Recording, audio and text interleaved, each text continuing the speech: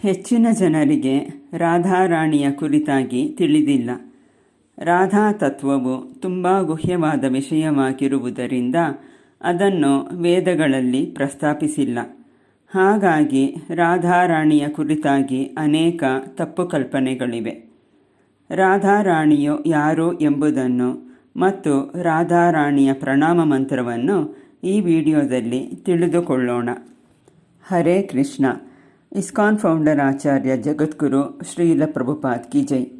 ಎಲ್ಲರಿಗೂ ಶ್ರೀ ರಾಧಾಷ್ಟಮಿಯ ಶುಭಾಶಯಗಳು. ರಾಧಾರಾಣಿಯು ಈ ಭೌತಿಕ ಲೋಕದ ಸಾಮಾನ್ಯ ಹುಡುಗಿಯಲ್ಲ. ಅವಳು ಭಗವಂತನಾದ ಕೃಷ್ಣನ ಪ್ಲೆಷರ್ ಗಿವಿಂಗ್ ಪೊಟೆನ್ಸಿ, ಅಂದರೆ ಭಗವಂತನಿಗೆ ಆನಂದವನ್ನು ಕೊಡುವ ಶಕ್ತಿಯಾಗಿದ್ದಾಳೆ. ರಾಧಾ ಮತ್ತು ಕೃಷ್ಣ ಇಬ್ಬರೂ ಒಂದೇ. ಲೀಲೆಗಳನ್ನು ಮಾಡುವ ಸಲುವಾಗಿ ಮತ್ತು ಆನಂದವನ್ನು ಅನುಭವಿಸಲು ಅವರು ಎರಡು ದೇಹಗಳನ್ನು ಸ್ವೀಕರಿಸಿದ್ದಾರೆ. ರಾಧೆಯು ಕೃಷ್ಣನ ಇಂಟರ್ನಲ್ ಪೊಟೆನ್ಸಿ, ಅಂದರೆ ಕೃಷ್ಣನ ಅಂತರಂಗ ಶಕ್ತಿಯಾಗಿದ್ದಾಳೆ.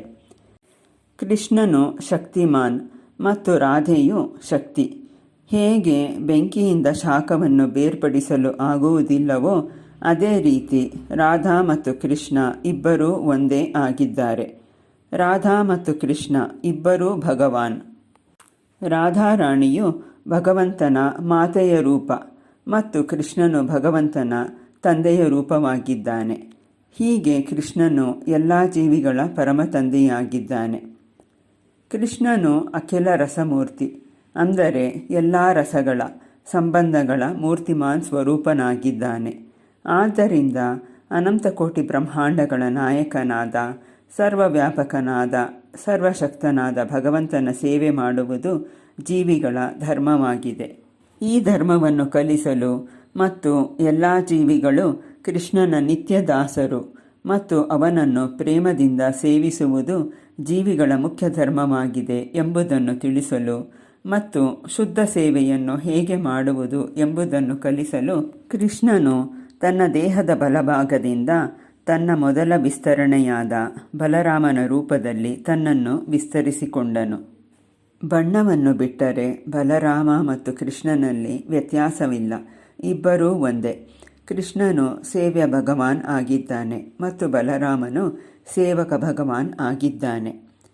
ಮತ್ತು ಇಂತಹ ಸೇವೆಗಳಲ್ಲಿಯೂ ದಾಸ್ಯ, ಸಖ್ಯ, ವಾತ್ಸಲ್ಯ, ಮಾಧುರ್ಯ ಮುಂತಾದ ವಿವಿಧ ಭಾವಗಳಿವೆ. ಇಂತಹ ಸೇವೆಗಳನ್ನು ಹೇಗೆ ಮಾಡುವುದೆಂಬುದನ್ನು ಕಲಿಸಲು ಕೃಷ್ಣನು ತನ್ನ ದೇಹದ ಎಡಭಾಗದಿಂದ ತನ್ನ ಸ್ವರೂಪ ಶಕ್ತಿಯಾದ ರಾಧಾರಾಣಿಯಾಗಿ ತನ್ನನ್ನು ವಿಸ್ತರಿಸಿಕೊಂಡನು.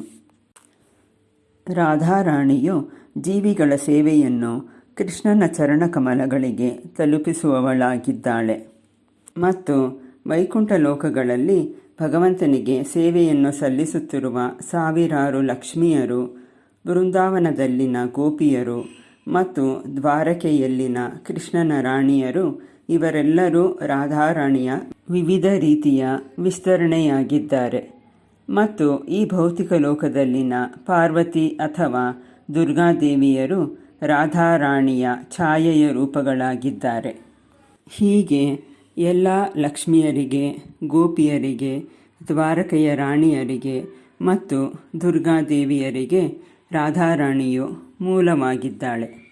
ರಾಧಾರಾಣಿಯು ಹರಿಪ್ರಿಯೆ, ಅಂದರೆ ಕೃಷ್ಣನಿಗೆ ತುಂಬ ಪ್ರಿಯವಾಗಿದ್ದಾಳೆ. ಆದ್ದರಿಂದ ನಾವು ರಾಧಾರಾಣಿಯ ಮೂಲಕ ಭಗವಂತನಾದ ಕೃಷ್ಣನನ್ನು ಸಮೀಪಿಸಿದರೆ ಕೃಷ್ಣನು ನಮ್ಮನ್ನು ಸ್ವೀಕರಿಸುತ್ತಾನೆ.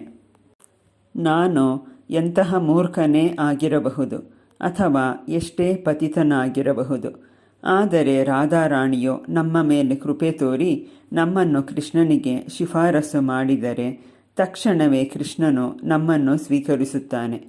ಆದ್ದರಿಂದ ಬೃಂದಾವನದಲ್ಲಿ ಎಲ್ಲ ಭಕ್ತರು ಕೃಷ್ಣನ ನಾಮಕ್ಕಿಂತಲೂ ಹೆಚ್ಚಾಗಿ ರಾಧಾರಾಣಿಯ ಹೆಸರನ್ನು ಜಪಿಸುವುದನ್ನು ನಾವು ನೋಡುತ್ತೇವೆ.